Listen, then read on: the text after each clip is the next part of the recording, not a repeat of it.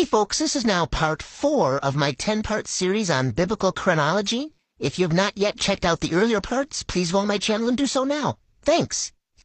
So in the last part, we covered the time period from the birth of Arphaxad in 2310 BC down to the birth of Terah, the father of Abraham, in 2060 BC. And in this video, we're going to cover the time period from the birth of Terah in 2060 BC down to the year that I have for the birth of Abraham, which is 1988 BC. And just like the last video, we're getting our dates from Genesis chapter 11. Here we're starting in verse 26, where it says, "And Terah lived 70 years, and begat Abram, Nahor, and Haran." Now these are the generations of Terah. Terah begat Abram, Nahor, and Haran begat Lot.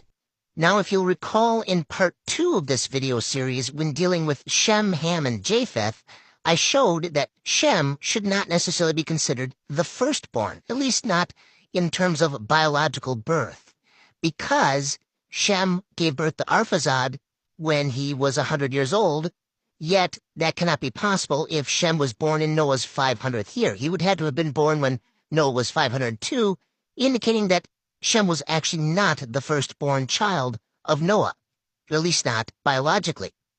So, the point that I made in that video was that when you have a series of names given for a particular patriarch, that might suggest that there has been some sort of shifting of the preeminence of one of the sons in the birth order. In other words, a son that is a younger son is elevated to become the firstborn officially, although not biologically. So now, using that precedent set by Shem, Ham, and Japheth, and also in other places in the Bible, such as in the case of Cain, Abel, and Seth, where Seth takes over the preeminent position because Cain disqualified himself, or in the case of, say, Jacob and Esau, where Jacob takes over the preeminent position after Esau sells his birthright, I believe that the reason why we have a listing here of Terah's sons, Nahor, Haran, and Abraham, is to indicate that even though Abraham is not biologically the firstborn, he takes the preeminent position because of the rest of the information we see in his life's journey as narrated in the Bible. So either Nahor or Haran would be older brothers to Abraham, in my opinion. And so that's why I have another 2 years added before we get to the birth of Abraham to accommodate for Nahor and Haran. Now, as a side note, I'm still in a bit of debate as to which of those two individuals, Nahor or Haran, is the biological firstborn. It may be that Haran is actually older than Nahor, but using the precedents established by Shem, Ham, and Japheth, it doesn't really matter as far as the chronology going forward, so long as Abraham is the thirdborn in this order, which would place his birth year in 1988 BC as opposed to 1990 BC. And that 2 years does make a difference as we go forward in our chronology. So that's how I arrive at this year. Now, as an interesting side note, Genesis chapter 10 lays out something that we call the Table of Nations, the listing of the descendants of Noah and his 3 sons, Shem, Ham, and Japheth, after the flood. And in that Table of Nations, although in other places in the Bible it often refers to the 3 sons of Noah in the order of Shem, Ham, and Japheth, in chapter 10 of Genesis, it actually lays out their lineages, starting with Japheth, then Ham, then Shem. And the other thing that we see is that when the genealogy is listed for these patriarchs, it doesn't use the same type of language that could have been used or is used elsewhere in other places in the Bible if the firstborn is simply the first name on the list. For example, in Genesis chapter 5, which lists the genealogy from Adam down to Noah, we have the names of the firstborn sons. But the other children's names are not given. It merely states, "and they begat sons and daughters," without giving their names. Why? Well, because their names were probably not important in terms of lines of succession and genealogy and so forth. So the only important name is the actual firstborn son that is given each step along the way. But that's not what we see in Genesis chapter 10, or in the case of Shem, Ham, and Japheth, or in the case of Cain, Abel, and Seth, and so forth. And in each of those cases, that may indicate that there has been a shifting in the biological order versus the preeminence order of the firstborn son. In other words, a younger son is now set in the position of being the firstborn even if they weren't physically born first. And so when we see a series of the names of children given for a patriarch, instead of just stating they had other sons and daughters without naming them, that may be an indicator that the first name in that series is not actually biologically the firstborn child.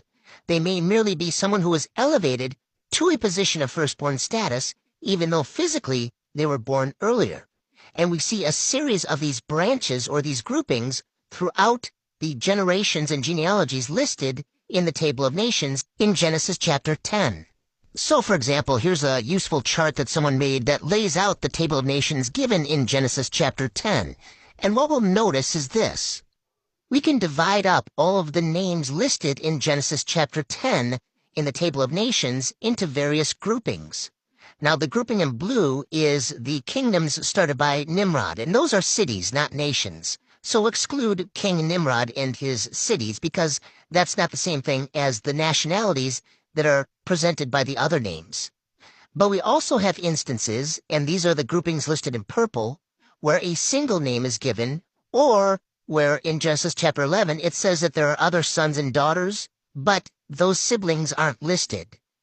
So then the result of the rest of the groupings, the ones listed in red, are those where a series of brothers are given, and they're listed by name, indicating, I would suggest, that there has been a shift in the order of preeminence for the sons of that patriarch.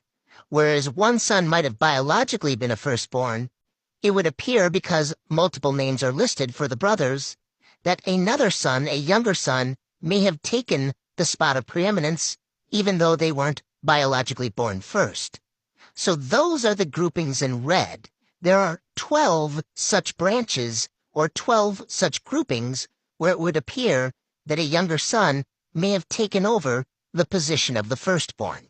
And this is a contrast to the 70 total nations, or 70 names that are listed in Genesis chapter 10, once we exclude Nimrod and his cities or kingdoms.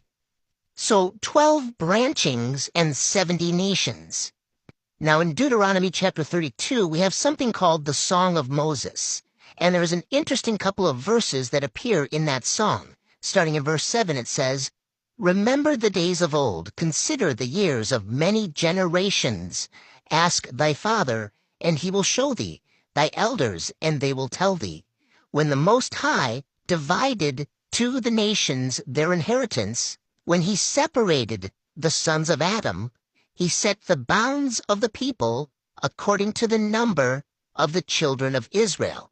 And some translations will have according to the sons of God there instead of the children of Israel.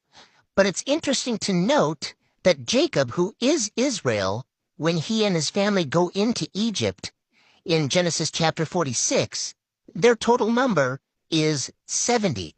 Now, Jacob originally had 12 sons, but by this time they had grown into 70 with all the grandchildren by the time they go into Egypt, 12 and 70.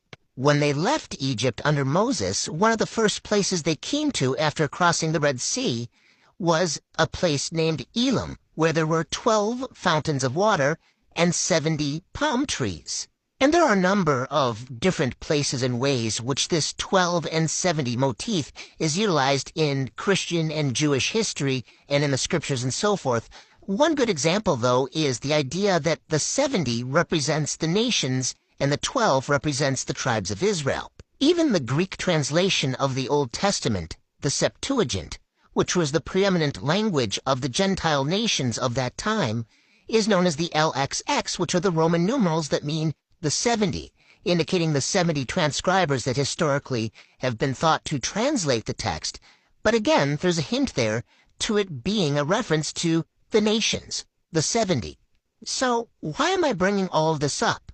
Well, it's because by understanding the shifting of line of succession of the firstborn through the various genealogies that are given in the Bible, we can conclude that there is only one person that inherits the throne or the kingship of all the earth that goes all the way back to Adam. And when we look at all these genealogies, the only person that could possibly inherit that kingship is Jesus Christ. He is the King of Kings and Lord of Lords. So, in going through Bible chronology, I'm not only going through the years and dates that certain things happen in the Bible, or that events are given to have taken place.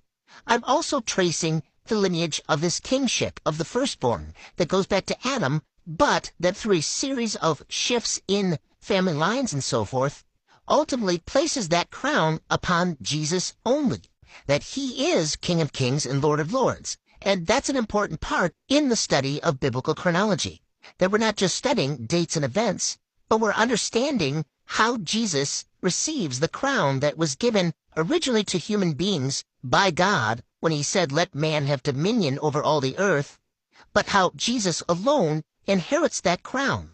He alone is the only person who is entitled to be called King of Kings and Lord of Lords. As it says in Psalm 82, verse 8, "Arise, O God, judge the earth, for thou shalt inherit all nations." Jesus is the Messiah, and we'll see that more as we go forward in our study of biblical chronology.